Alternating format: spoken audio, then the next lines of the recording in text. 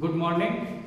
आज हम देखेंगे अभी silent feature of government of India act 1935 1935 की जो गवर्नमेंट ऑफ इंडिया एक्ट है उसके जो फीचर्स थे हम उसके बारे में आज डिस्कस करेंगे। Diarchy was introduced at central level instead of provinces.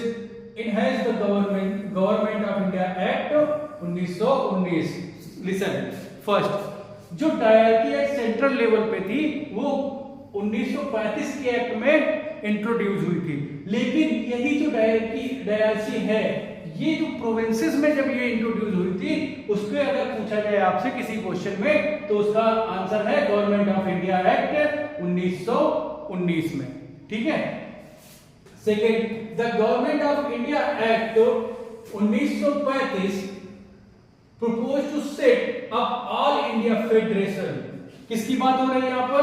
All India federation की of the British India, Indian provinces and the princely state. तो जो फेडरेशन है उसमें कौन कौन रहेगा? ब्रिटिश इंडियन प्रोविंसेस और प्रिंसली स्टेट, इन दोनों को मिलाकर क्या बनेगी? Indian federation. इस एक्ट में ये दिया है feature government of India act 1935।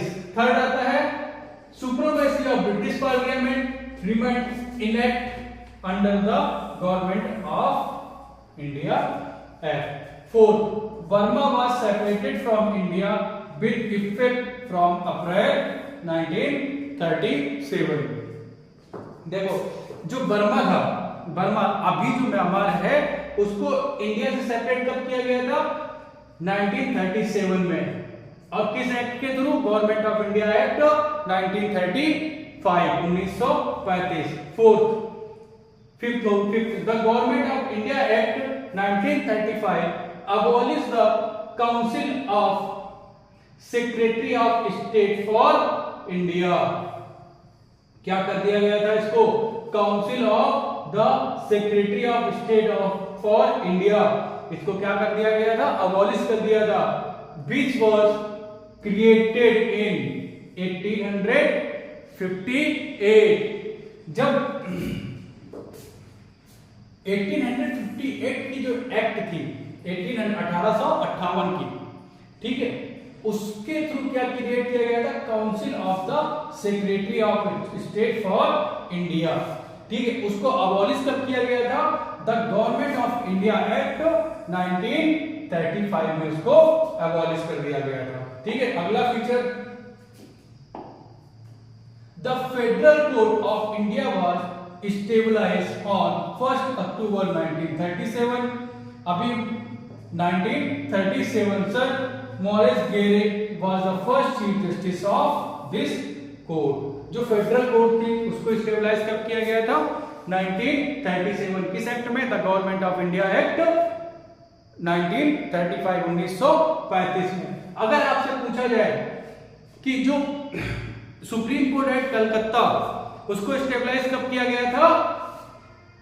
1773 में। ठीक है।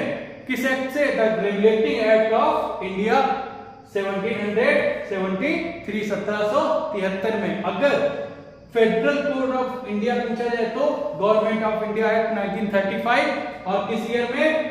अक्टूबर 1937। The central federal bank was stabilized under this act which was later known as reserve bank of India. जो अभी आप अपना रिजर्व बैंक ऑफ इंडिया है ना, उसको पहले जो गवर्नमेंट ऑफ इंडिया एक्ट 1935 में क्रिएट किया गया था, लेकिन उसका नाम क्या था? Central federal bank. क्या नाम था? Central federal bank. ठीक है। अभी किसी टेक्निकल प्रॉब्लम्स की वजह से आपको ज्यादा नहीं पढ़ा पाएंगे। हमारे अगर 50 सब्सक्राइबर हो जाते हैं, 50 सब्सक्राइबर्स, तो हम लोग लाइव जाना स्टार्ट करेंगे। आपको ये पूरी सीरीज तभी हम आपको प्रोवाइड करा पाएंगे। Please like, share and subscribe Pratik IAS academy, जिससे कि हम आप लोगों के पास अच्छा कंटेंट बहुत जल्दी आपको प्रोवाइड करा सकें। हमारा करंट अफेयर की भी क्लासेस स्टार्ट होनी है। ठीक है। इसके बाद पूर्वावलोकन आपको सारे सब्जेक्ट का कराया जाएगा। इसके बाद लक्ष्मीकांत पॉलिटी की जो लक्ष्मीकांत बुक है उसको भी पूरा कराया जाएगा। और बहुत सारे सब्जेक्ट्स आपको लगभग यूपीपीसीएस के सारे सब्जेक्ट आपको रिवाइज कराए जाएंगे। कब तक? अक्टूबर तक।